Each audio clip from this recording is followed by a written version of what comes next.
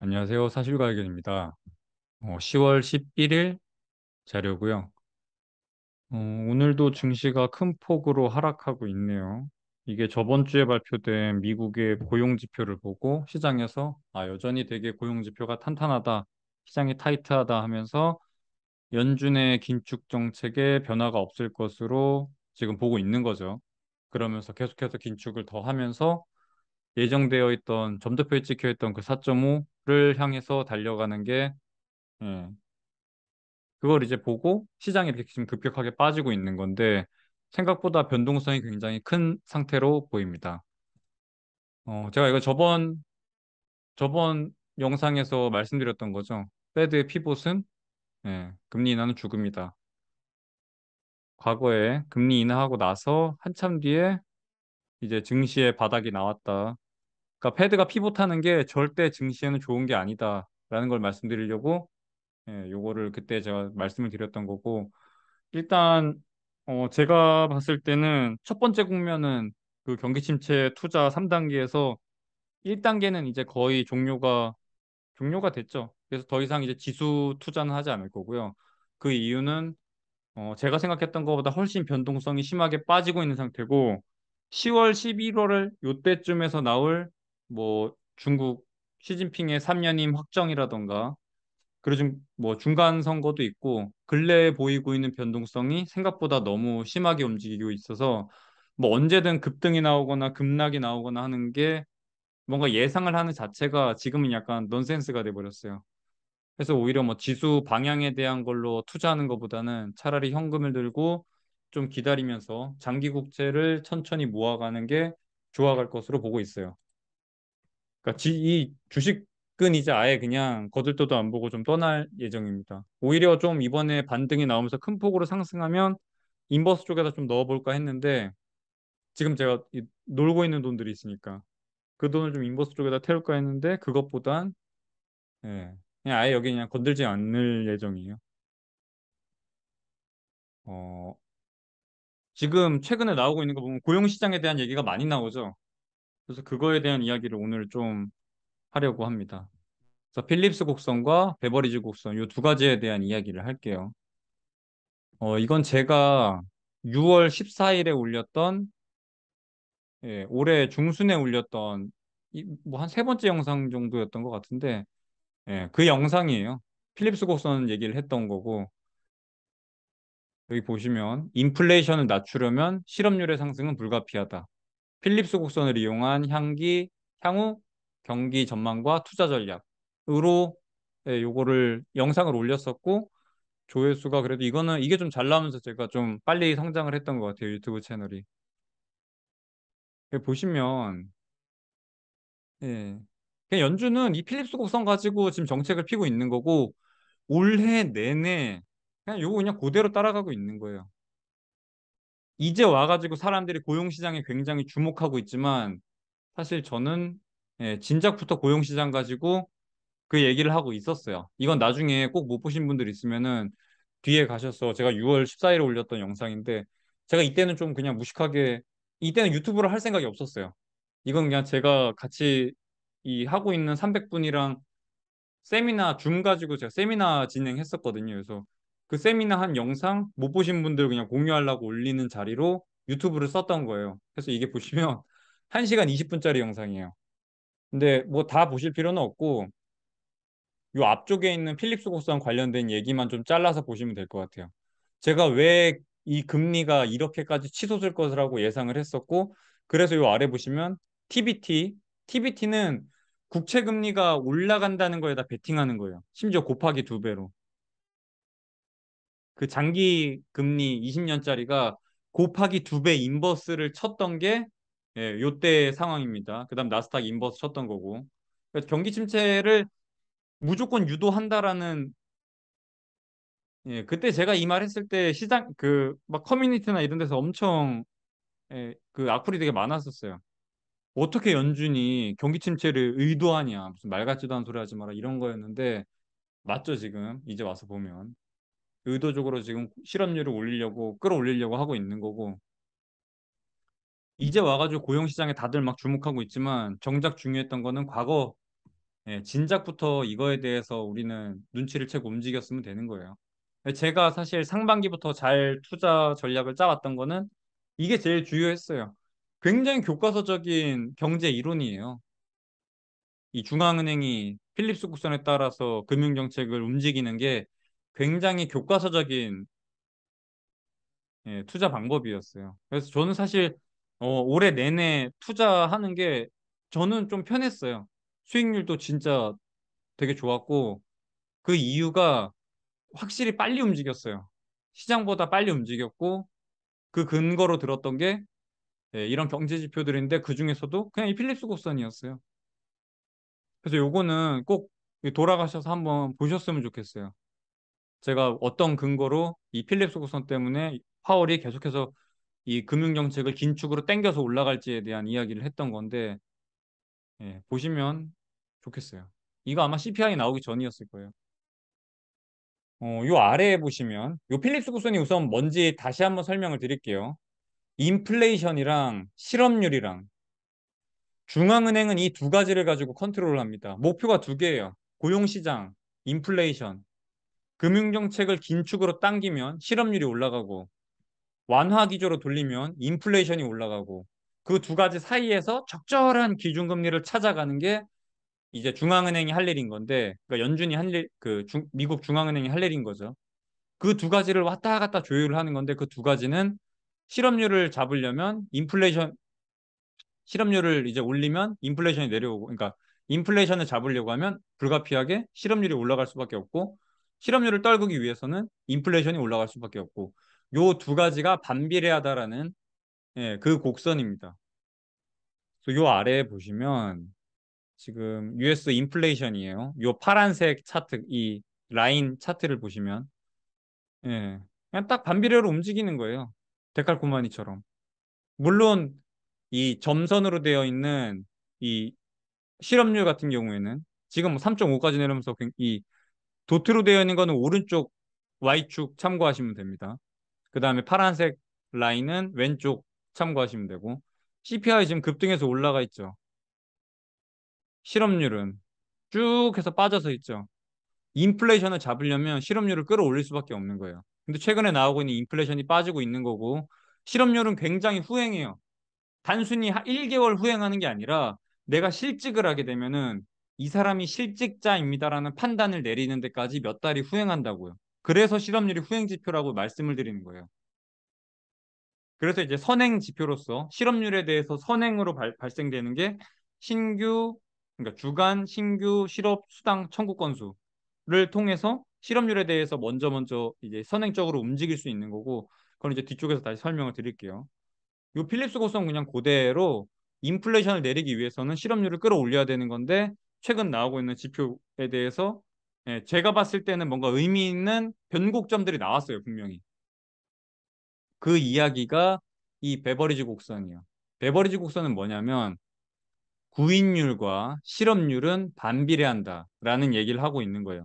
구인율이 뭐냐면 고용자 수랑 구인자 수, 그러니까 총 지금 근로하고 있는 사람과 구인, 그러니까 노동 일자리인 거예요. 총 노동 일자리 중에서 이제 구인수, 고용주가 사람을 찾고 있는 빈 일자리 수라고 보시면 됩니다. 이 구인율이 올라간다는 얘기는 노동 수요가 굉장히 높다라는 얘기예요. 여기 보시면 요 잡 오프닝이라고 되어 있는 게 놀고 있는 그러니까 구인하는 수, 구인수, 놀고 있는 일자리가 놀고 있으니까 이제 사람을 구인하는 거겠죠. 요 파란색을 보시면 쭉 상승세를 하고 있고 파란색이 이제 왼쪽 참고하시면 됩니다. 이게 졸트 구인수예요. 졸트 구인 보고서에 나오는 그 잡 오프닝입니다. 보시면 이 도트로 되어 있는 실직률이랑 여기도 지금 반비례하고 똑같이 데칼코마니처럼 움직이고 있죠. 근데 최근에 나오고 왜냐면 이게 실업률 같은 경우에는 후행 지표인데 최근에 나온 이 졸트 구인 보고서를 보시면 구인 수가 1200, 1100만 건을 육박하던 게 1000만 건으로 확 떨어졌어요. 여기 나오는 이거 있죠. 이 급락한 요 구간. 이번 이번 8월 졸트 구인 보고서에서 나온 이 100만 건이 넘는 하락한 이 구인수, 노동 수요가 급감한 이 부분이 저는 진짜 예, 딱 변곡점이라고 느껴지는 딱 그 순간이었어요. 이게 높이 있는 이 상태에서는 실업률이 높게 나올 수가 없어요. 제가 저번에 3.7%가 나왔을 때 그렇게 막, 거 봐요. 제 말 맞죠? 실업률 올라갈 겁니다. 이렇게 얘기를 하지 않았던 이유가 이게 줄지 않으니까. 그래서 이게 그냥 일시적으로 튄 걸 수도 있겠구나 싶어서 지속성을 봅시다라고 그냥 단순히 그냥 그 정도로 코멘트하고 넘어갔던 이유가 제 말 맞죠? 이거 막 올라갔죠? 막 이렇게 하지 않았던 이유가 이 졸트 보고서에 나오는 구인수가 너무 높아서 그랬던 거예요. 놀고 있는 일자리가 1,100만 건이 넘는데 어떻게 실업률이 올라갈 거라고 예상을 하겠어요. 그래서 이게 3.7%로 3.5에서 0.2%포인트 올라갔던 거를 제가 크게 이렇게 막 얘기를 하지 않았던 이유가 너무 많아, 잡 오프닝이. 놀고 있는 일자리가 너무 많아. 이 근로자에 대한 수요가 너무 과수요 상태였어요. 근데 그 과수요가 점점 해소되고 있는 국면으로 들어가고 있는 거고, 요 뒤에서 말씀드릴 신규 실업 추상 청구 건수를 보면은 이번에 또 급격하게 나온 부분이 있죠. 그거랑 함께 이 구인수가 빠진 부분, 100만 건 이상이 빠진 부분이 저는 엄청난 변곡점이라고 보고 있어요. 그래서 요 필립스 곡선과 베버리지 곡선에 의해서 제가 봤을 때는 분명히 후행적으로 실업률이 올라갈 거라고 보고 있어요. 여러분, 실업률은 한 번 상승 기조를 타기 시작하면 진짜 급등이에요. 뭐 조금 올라가는 그게 아니에요. 한 번에 0.5%포인트 올라갈 수도 있고, 진짜 급등합니다. 한 번 방향성을 결정하게 되면, 여기도 보시면 실업률이 내려오는 걸로 방향성 결정하니까 원웨이로 그냥 쭉 빠지죠. 요 도트가 실업률입니다. 그냥 쭉 빠지는 거예요. 한 번 방향성이 결정되면은 진짜 급등이에요, 급등. 그래서 제가 이번에 나왔던 그 0.2% 올랐던 거에 대해서 신경을 안 썼던 거고, 이번에 다시 3.5%가 나왔지만, 이 잡 오프닝이 줄은 이 급락한 요 부분, 8월에 급락한 것 때문에 실업률이 올라갈 거라고 보고 있어요. 근데 실업률이 올라가면 어떻게 된다고요? 페드가 피봇하기에 너무 좋은 환경이 나온다고요. 페드도 피봇하고 싶은데 구실이 없어. 아니 뭐 인플레이션이라도 막 좀 급격하게 꺾여서 내려온다든가 아니면 뭐 경기 침체가 온다든가 아니면 저 고용 시장이 뭐 폭삭 주저앉는다든가 뭔가 그런 게 나와야 페드도 피봇할 뭔가 명분이 생기는데 그럴 명분이 안 나요. 근데 이번에 나온 요 졸트 구인수랑 실업률이 낮았던 거 요거 보면은 급등이 나오기에 딱 좋은 구간이라고 보여집니다. 해서 연말에 가면은 11월까지는 모르겠고 12월에 가서 나올 10월, 11월 요런 그 노동 보고서 보시면 좀 뭔가 변곡이 나와서 12월에서 조금 패드가 피봇하지 않을까라는 기대를 하고 있어요. 이제 뒤쪽에서 쭉 설명을 드릴게요. 이번 장표는 그냥 필립스 곡선과 베버리지 곡선.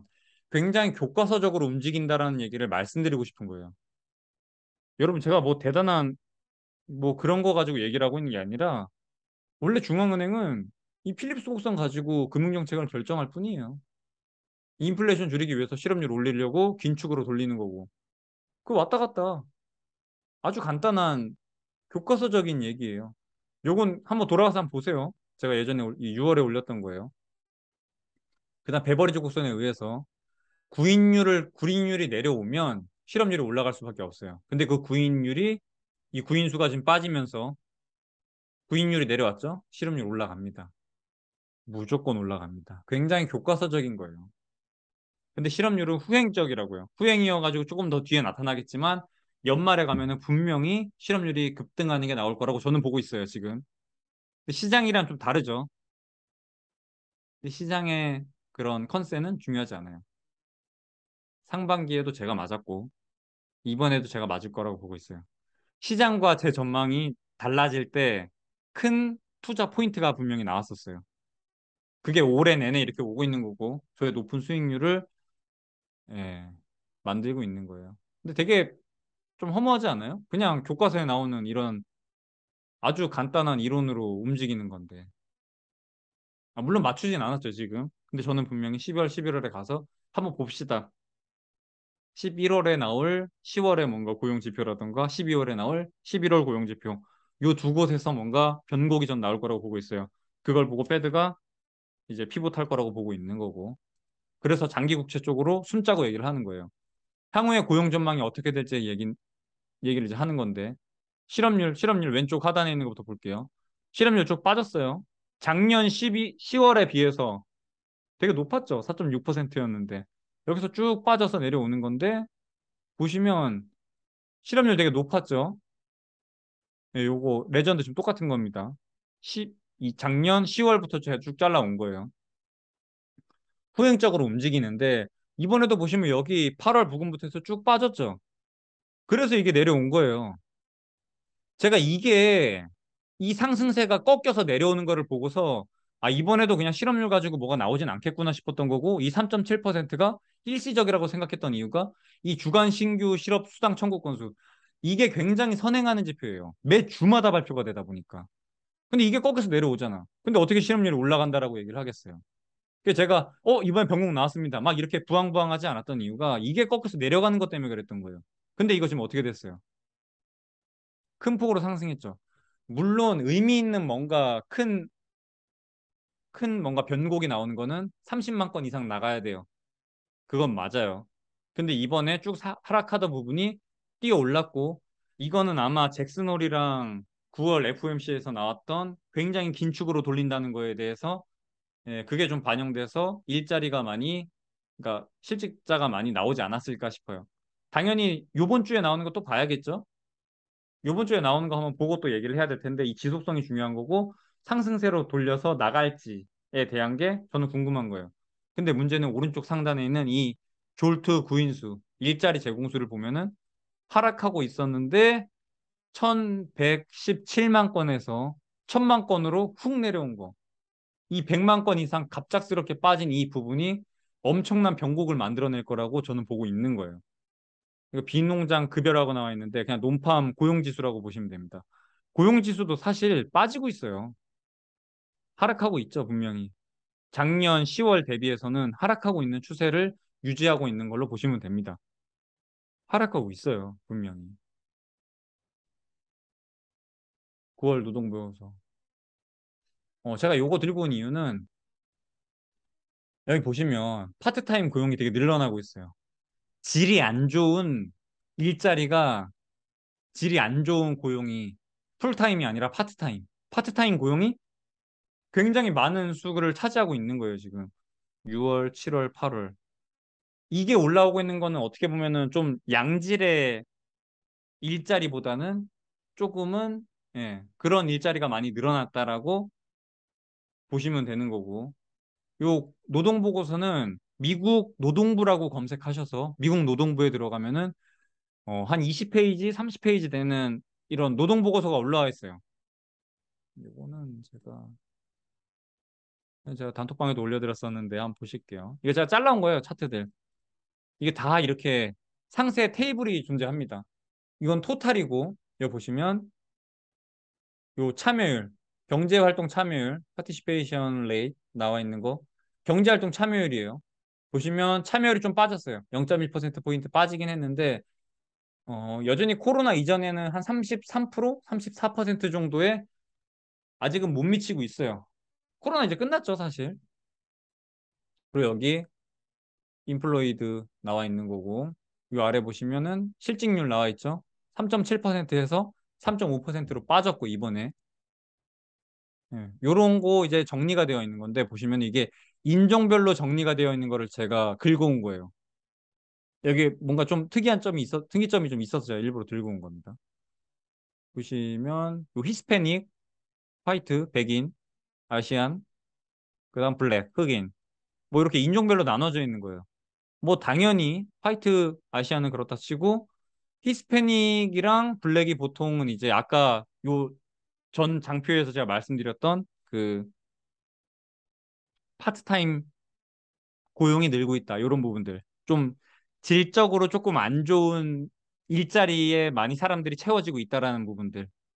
그건 이제 언제든지 잘릴 수도 있고 뭐 정규직도 아니고 그런 부분이다 보니까 그 얘기를 드리려고 제가 들러고 온 건데 그 중에서 이제 되게 특이점으로 보였던 게 요 히스패닉에 보시면 경제활동 참여율이 8월에 66.8%에서 9월에 66.1%로 0.7%포인트 급락했어요.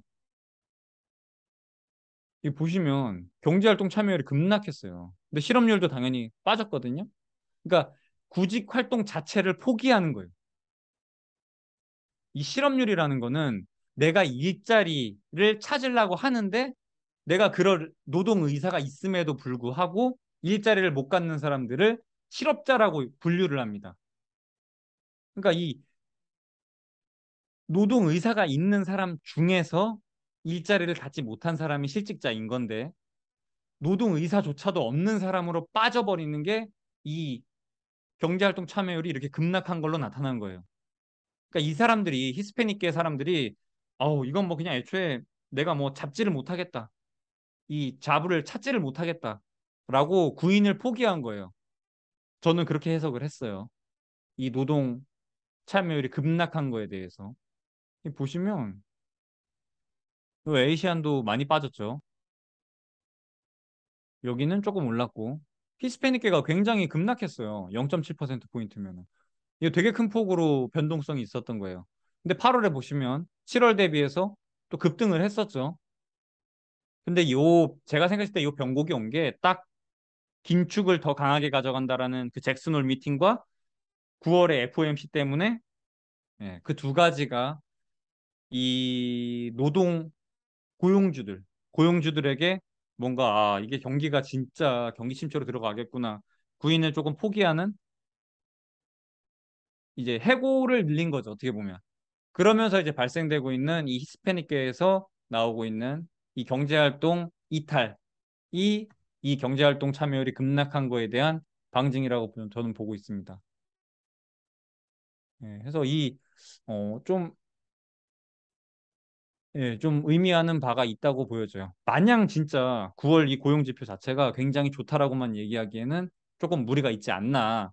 이런 부분들도 존재한다라는 걸 좀 말씀드리려고 제가 이건 차트를 좀 잘라서 제가 들고 왔던 거고 다시 돌아와서 요 히스패닉계 얘기를 제가 들으려고 했던 거예요. 요 급락한 부분. 얘네가 실업률이 이렇게 빠졌는데 실업률이 빠졌죠. 얘네도 굉장히 도움이 됐을 거예요. 이번에 3.5%로 급락하는 거에 대해서. 근데 이게 뭐 갑자기 일자리를 다 모두가 얻어서 실업률이 급락한 게 아니라 0.7%포인트 급락했잖아요. 그게 아니라 애초에 실업자로 잡혔어야 될 부분들이 그냥 아우 그냥 나 일자리 안 가질래 라고 노동 의사 자체를 포기하면서 구직 활동 자체를 포기하면서 분모가 줄면서 이게 이렇게 내려왔다고요. 그러니까 맞아 분모가 줄은 거. 실업자로 분류가 되었어야 될 사람들이 그냥 이탈을 해버렸다고요. 그러면서 통계상으로 이게 굉장히 급락한 것처럼 보이는 착시 효과가 발생했다. 근데 이거는 제가 예전에 4월 달에 그, 그 보고서 쓴 적 있었죠, 제가. 향후 경기 전망에 대해서, 미국 경기 전망에 대해서 4월 달에 보고서 제가 발간해서 쭉 배포한 적이 있었는데, 거기에서 이 착시 효과는 그때도 한번 제가 언급을 드렸었어요. 경제활동 인구 자체가 노동 의사를 포기하는 사람들이 많아지면은 실업률이 감소하는 것처럼 보인다라는 거. 그게 그게 여기에도 아마 있을 거예요. 이 영상에도 나올 겁니다. 실업률이 굉장히 뭐 빠지는 것처럼 보이지만 애초에 경제활동 참여 자체가 급락하는 부분들이 그냥 착시 효과를 나타내는 거다라고 제가 저쪽에서 아마 언급을 했을 거예요. 그, 그, 제 그 유튜브 영상 가면은 그 4월에 썼던 보고서 관련된 영상도 하나 있습니다. 메인 영상에 그게 뜰 거예요. 제 채널 들어가면은. 그 제 와이프한테 내가 왜 인버스를 샀었는지 그 경제 상황에서 어떤 걸 보고 판단을 했었는지 설명하는 동영상이 있습니다. 그거 보시면 돼요. 요거는 올해 내내 왜 시장이 이렇게 부러지는데 개인들이 그렇게 탈탈 털렸는지에 대해서 최근에 나오고 있는 이 증시 급락하고 있는 부분들 그런 거에 대해서 제가 한번 도식화해 본 거예요. 다들 금리를 어떻게 바라봤었는지를 제가 요건 차트로 나타낸 거예요. 노란색은 파월입니다. 노란색이 파월이에요. 3월부터 나 긴축할 거야. 금리 인상 되게 빡세게 할 거야라고 파월은 다시 한번 얘기하지만 올해 내내 한 번도 긴축을 꺾을 얘기를 한 적이 단 한 번도 없어요. 그냥 쭉 긴축 가져갈 거야. 심지어 남은 11월과 12월에도 굉장히 빡세게 가져갈 거야라고 얘기를 하고 있는 거예요. 근데 초록 색깔 시장은 어떻게 판단했었냐면 아니야 너 그렇게 못해. 너 그럴 리 없어. 라고 가져갔고 9월에 가서야 9월에 이제 피봇이 된 거예요. 시장도. 아이고 이게 진짜구나. 그래서 화들짝 놀라서 뭐 증시는 이제 급락하고 난리가 났던 거죠. 이 국채 시장도 국채금리 급등하기 시작했던 거고. 그래서 쭉 따라 올라오면서 시장에서 보고 있는 거랑 이제 파월이 얘기하는 거에 얼추 맞춰졌어요. 아, 이거 파월이 진짜구나. 이 9월 전까지는 야, 너네 뻥카잖아 했던 거고 결국 너네 나중에 가가지고 금리 내릴 거 아니야? 이런 식으로 파월을 믿지 않았는데 9월 잭슨홀 미팅이랑 9월 FOMC를 겪고 나서 아, 얘네 진짜 하려는 거구나 하면서 이제 파월한테 맞춰서 따라 올라가고 있어요. 그러니까 시장이 이제 빨간색이 저예요. 사실관계 운영했던 접니다.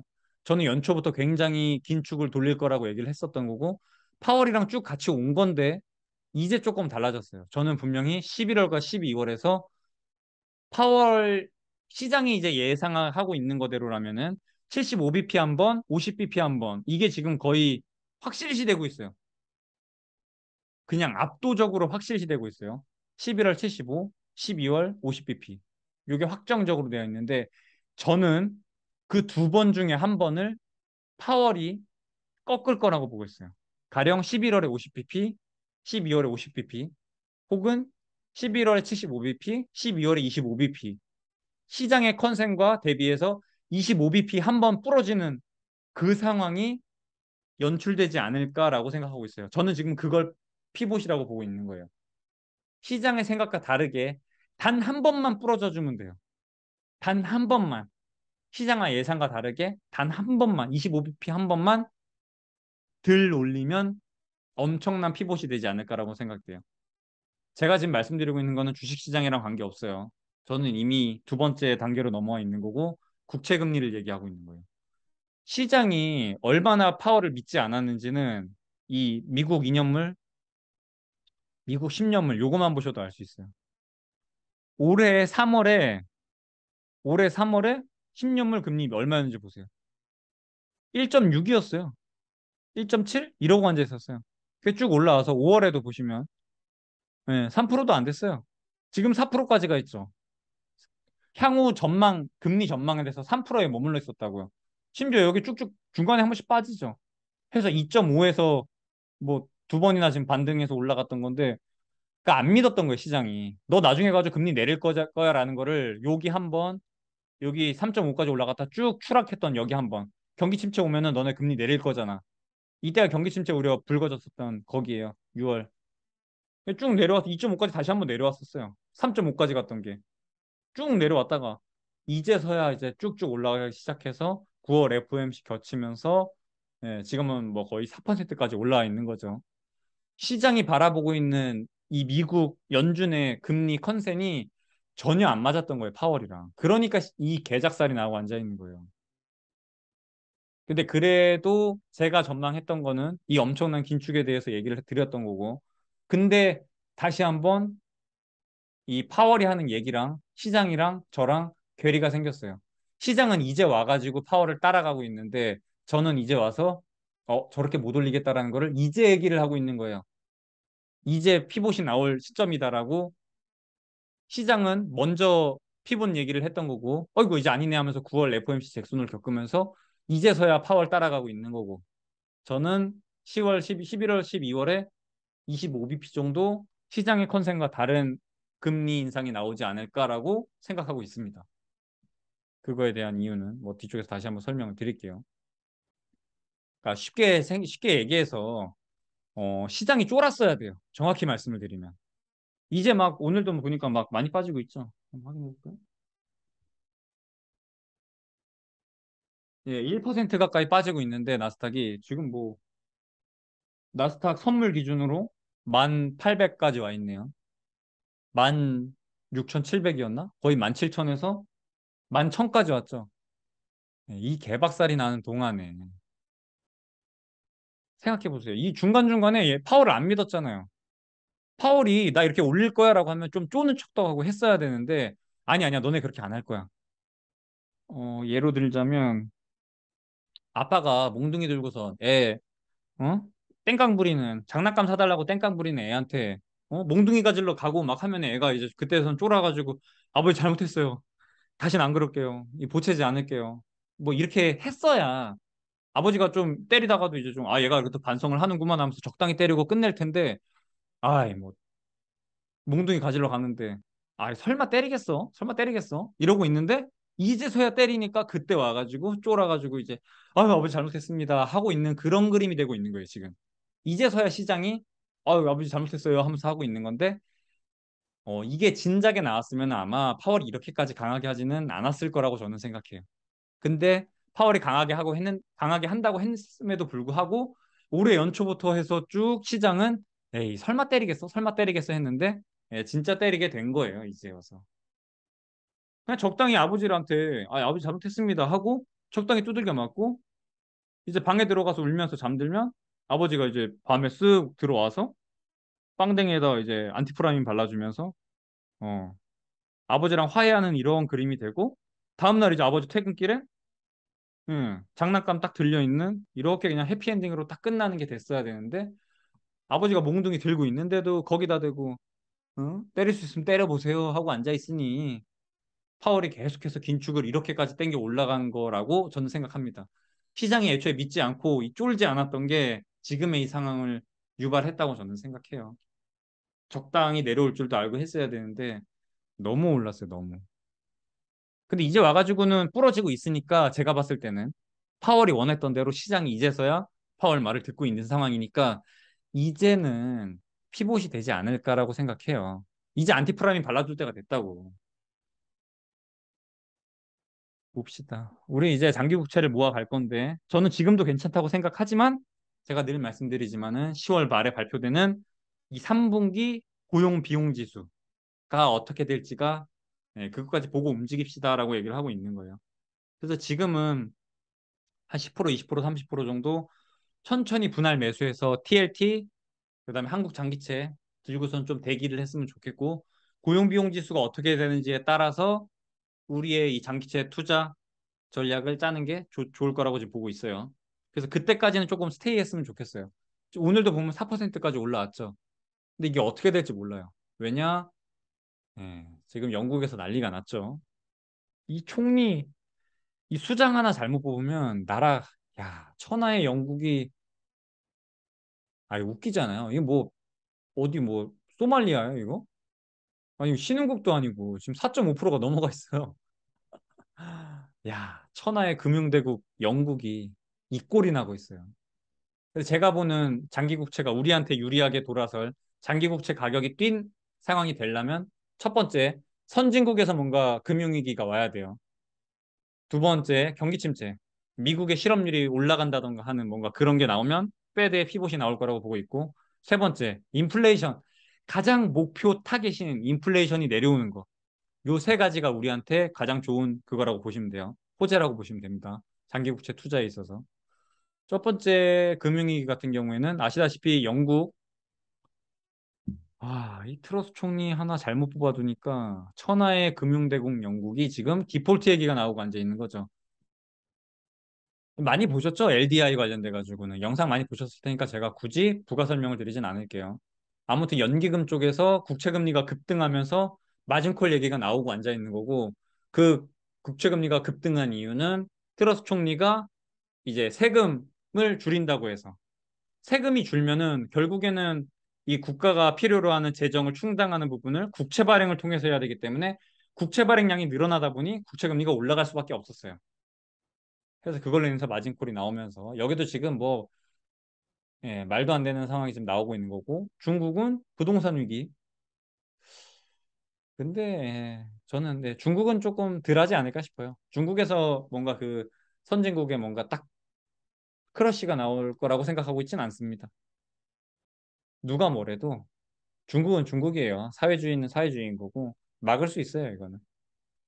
일본은 엔화에 미친 듯한 폭락이 지금 나오고 있죠. 그래서 뭐 대놓고 미국 장기채 던지겠다고. 미국 장기채 던지고 그거 판 달러 들고 그러니까 일본 국내로 들고 와서 환율 시장을 안정화시키겠다라고 얘기를 하고 있는 거죠. 이태리는 이태리대로 또 이제 우파 멜라니 총리 됐죠. 극우 집단이 여기도 집권을 하게 됐어요. 전부 다 예, 정치 쪽이 말썽이에요. 이 아베노미스 이거 아직도 포기 못하고 있는 거고. 또 뭐야 여기는 3년인. 3년인 되고 나면은 그래도 증시가 반등이 오지 않을까 싶어요. 그래서 제가 지금 지수 투자를 할 수가 없어요. 급등과 급락의 요소가 되게 혼재해 있기 때문에 어디다 투자를 한다고 얘기를 말씀을 못 드리겠어요. 영국은 뭐 말할 것도 없고. 근데 중요한 거는 영국에서 만약에 저 국채금리 터지기 시작하면서 뭔가 문제가 발생되면은 연쇄적으로 다른 나라라고 멀쩡하겠어요? 모두가 서로의 국채를 들고 있어요, 지금. 근데 여기 국채가 빠가려면은 뭐 모든 나라가 다 망해요. 그러니까 연쇄적으로 나올 수밖에 없어요. 단순히 영국만 딱 부러지는 게 아니라 제가 저번 영상에서도 말씀드렸지만 영국이 보유하고 있는 미국채가 굉장히 많아요. 그럼 그거 뭐 다 던져야지. 미국채 다 던지면 또 어떻게 되겠어요? 미국은 미국대로 난리 나는 거예요. 미국 금리가 지금 장기채 10년 금리가 4%까지 와 있잖아요. 거긴 거기대로 미국이 지금 들고 있는 정부 부채가 얼만데 그걸 4%로 발행을 한다고? 쉽지 않아요. 그러니까 영국이 혼자서 뭐 다 들고선 떨어지는 게 아니라 영국이 위기가 생기면 패드도 돌아설 수밖에 없습니다. 왜냐하면 영국이 부러지면 전부 다 연쇄적으로 다 작살납니다. 현대 금융이 그래요. 서로가 서로의 국채를 다 많이씩 들고 있기 때문에 모두가 다 작살나게 돼 있어요. 그래서 여기가 부러지면 지금의 이 패드의 엄청난 긴축은 돌아설 수밖에 없습니다. 그러면 우리의 장기 국채도 수익이 나겠죠. 두 번째, 경기 침체. 자, 이 앞단에서도 말씀드렸지만 필립스 곡선과 베버리 곡선에 의해서 미국의 실업률은 연말쯤에서 뭔가 분명히 변곡이 나와서 큰 상승폭을 보일 것이다. 그걸로 인해서 페드가 피봇을 할 것이다. 얼마? 딱 한 번이면 돼. 딱 한 번. 시장의 예상과 다른 시장이 지금 예상하고 있는 게 11월 75는 거의 뭐 그냥 90%돼 있는 거고 12월에 50%로 50bp로 되어 있는데 그게 25bp. 딱 한 번만 시장의 컨센과 다른 시장보다 약한 이 금리 인상이 나오면 장기채에는 분명히 호재라고 생각됩니다. 그러니까 우리는 요 전에 들어가 있어야겠죠, 장기국채에. 제가 주말에 저희 그 강원도에 계시는 부모님 뵙고 왔거든요. 가가지고 이제 국채 설명드리고 굉장히 긍정적인 답변을 듣고 왔어요. 그 컨텐츠는 제가 한번 진행을 할게요. 아버지도 이제 어느 정도 아셔야 제가 그래도 그 컨텐츠 진행을 할 수 있겠죠.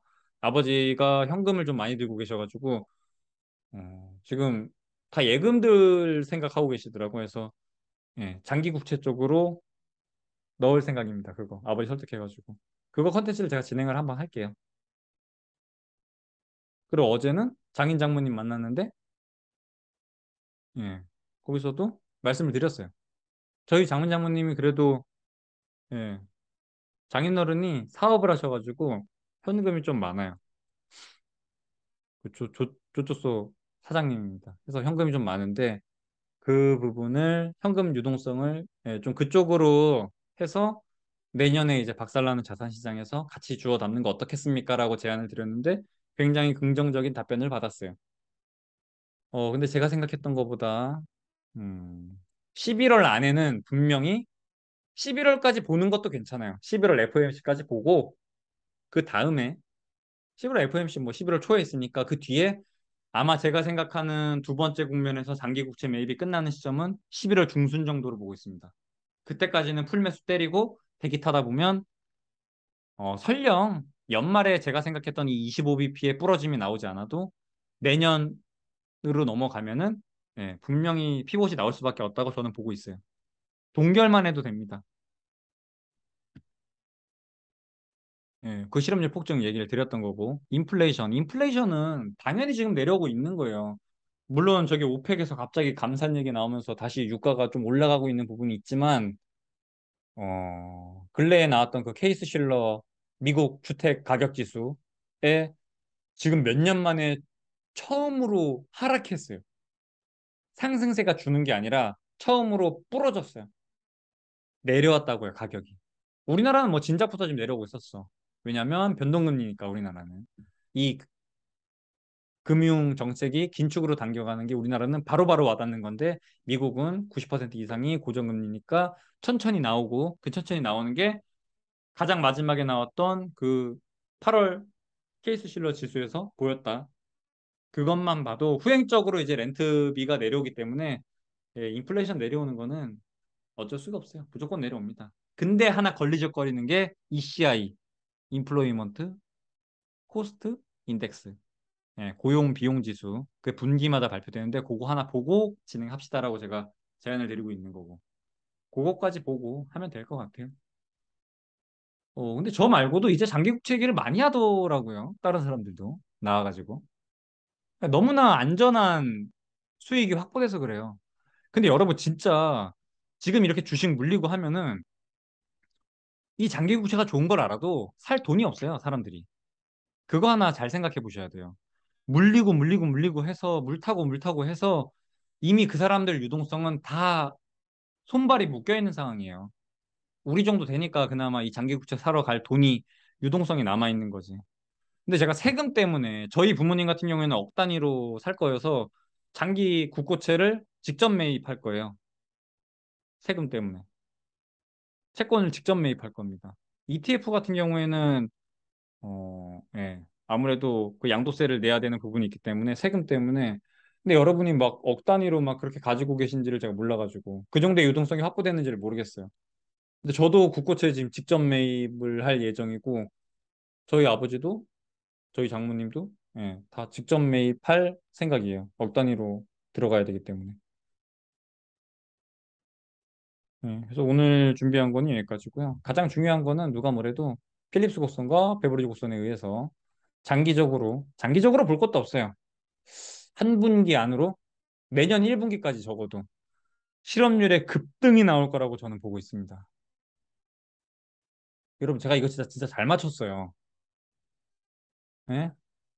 저는 6월부터 고용시장만 얘기하고 있었다고요. 필립스 곡선 얘기를 하고 있었어요. 꼭 기억해 주세요. 제가 그래도 이런 거는 진짜 잘 맞췄다는 거. 진짜 교과서적으로 움직이고 있는 거예요. 미국 베버리지 곡선 보세요. 구인율과 실업률 왔다 갔다 하는 거. 구인수가 처음으로 급락이 나왔다고요. 이거 후행적으로 실업률을 끌어올리는 데 있어서 아주 직접적인 선행 지표로서 분명히 의미 있는 예, 그게 나왔다고 보여지고 있습니다.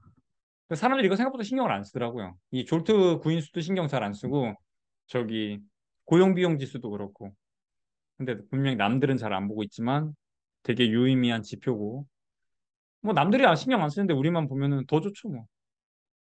그래서 분명히 중요한 투자 포인트라고 보고 있습니다. 예, 주식 쪽은 이제 아예 그냥 거들떠 보질 마세요. 시장의 컨센과 이게 좀 달라지는 부분들 제가 원하는 건 요 25bp 한 번만 시장의 기대를 한 번만 부러뜨리면 됩니다. 시장은 엄청난 긴축으로 이제서야 갈 거라고 얘기를 하고 있지만 저는 이제 와가지고 피봇할 거라고 얘기를 하고 있는 거예요.